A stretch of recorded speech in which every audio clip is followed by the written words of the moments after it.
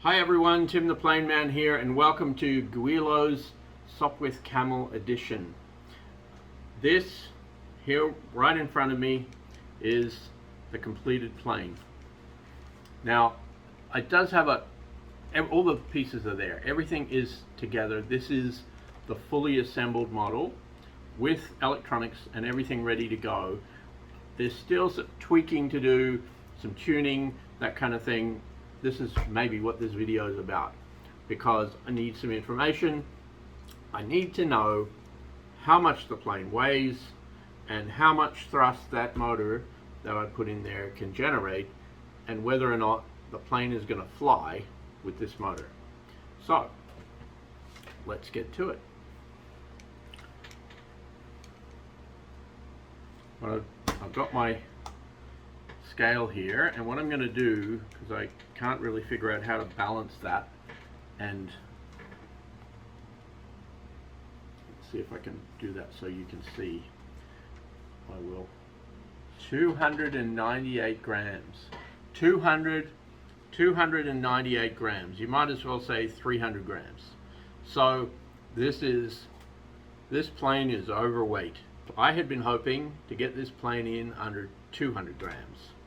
And I had my kind of bottom line to get the plane under 250 grams so that I can fly it from my cricket pitch flying field, but it's not to be.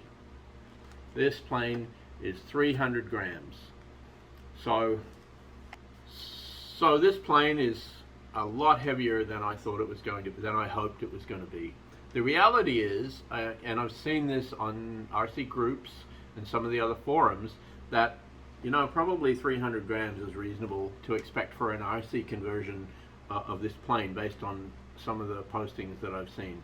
And I did try to do some things to keep it light, but I guess I've done some other things that just add to the weight. So I've got two digital servos, 3.5 gram digital servos here. I've got my 1.7 gram digital servos in the wings under here, one in each wing,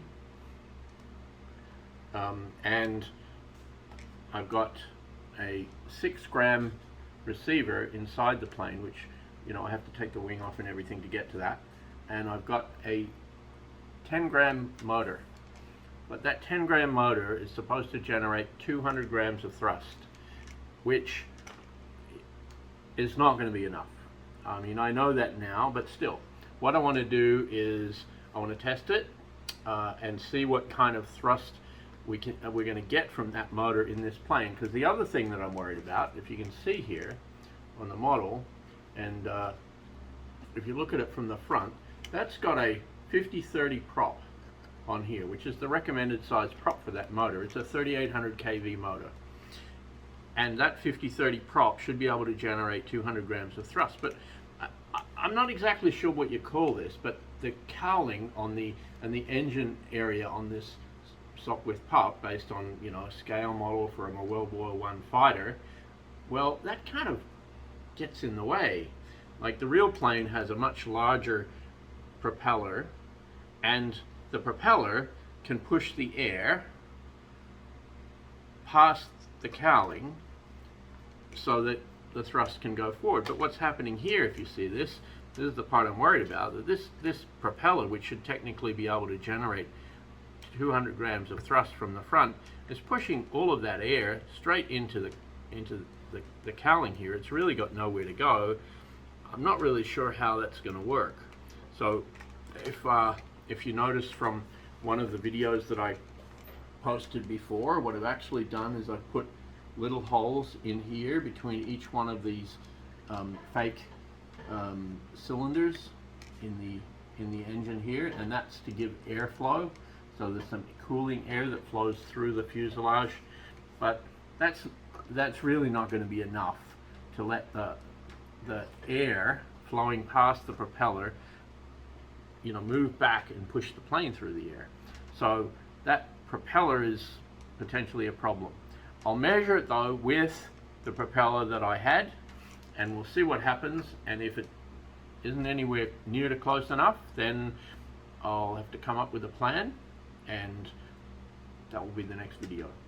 So let's see what happens if I try to measure, fire up the plane. So let's start with our transmitter here. This is my trusty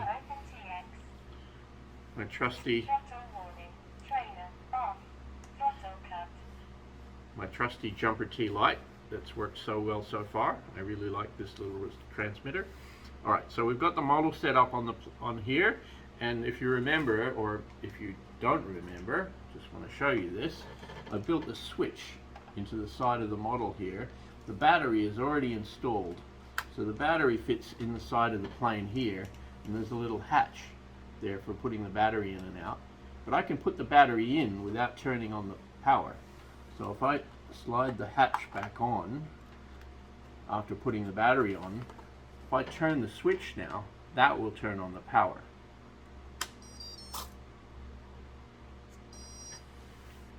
Alright, so we have action. So let's just show off the control surfaces first. The first one I want to just quickly show is the elevator. Quite pleased with how the elevator came out. The elevator, the horizontal stabilizer here is, as you can see, it's framed. It's a tissue covered frame, and it's fairly lightweight. But the actual elevator itself is a solid piece of balsa, and that's one of the options that comes with the kit. And I did that. I put a carbon fiber rod along the front of the elevator here, and that carbon fiber rod basically connects the two sides together, keeps it level, and provides a lot of stiffness. When I say carbon fiber rods, it's actually a 3mm carbon fiber tube, so it's hollow, and so although it's very solid and stiff, it also doesn't add an awful lot of weight because it's a hollow piece of tube. And I'm quite pleased with how the bracing has come out as well. I've used 0.8mm carbon fiber rods for the bracing, so that provides, you know, both directions. It's not just preventing it from pulling, it also pushes it as well. And so there's our elevator. I've got, I think, probably enough throw here on the elevator for the plane to work. Here's the rudder, and the rudder works quite nicely. The same thing, the hinges on the elevator and the hinges on the rudder are both fiberglass hinges that basically just slot into the plane, into the wood. They're very easy to install, and they're very strong and very light. So I'm really pleased with those. And lastly, let's just show off our direct drive ailerons. So I have built into the plane here, right inside the wing, and you can sort of see the silhouette through the tissue paper.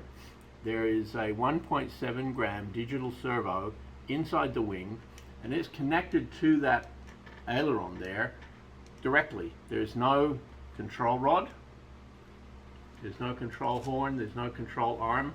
It's just connected directly, and the servo drives the elevator. There's basically the control arm of the elevator is installed in the aileron, and the aileron is driven directly. So basically this works like that,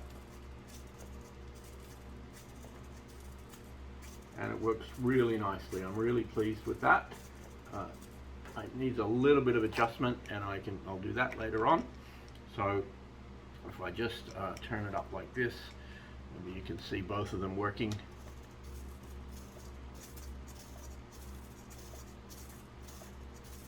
So I've got lower rates on the ailerons. That's about 60% throw, and even that, I don't know, might even be too much, but I'll probably go with something like that to start with. So 100%, those things are almost a 45-degree angle. It's way too much. So there we go. We've got our ailerons, our direct drive ailerons. The last thing, of course, is the motor. So let's enable the motor and fire it up.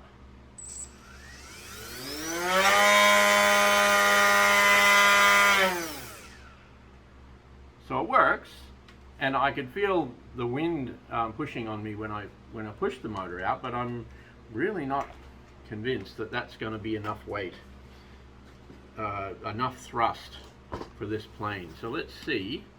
I've got myself a little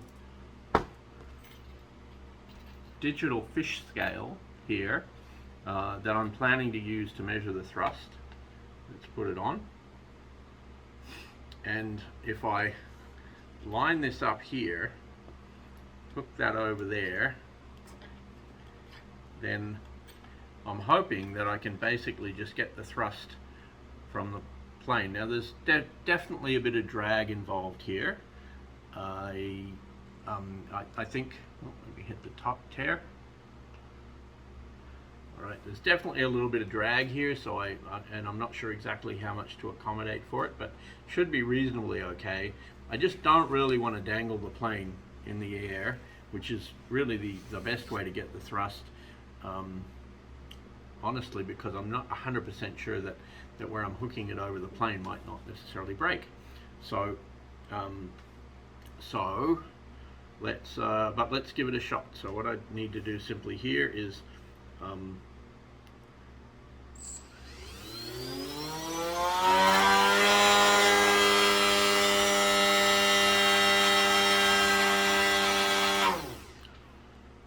well, that's really not that good.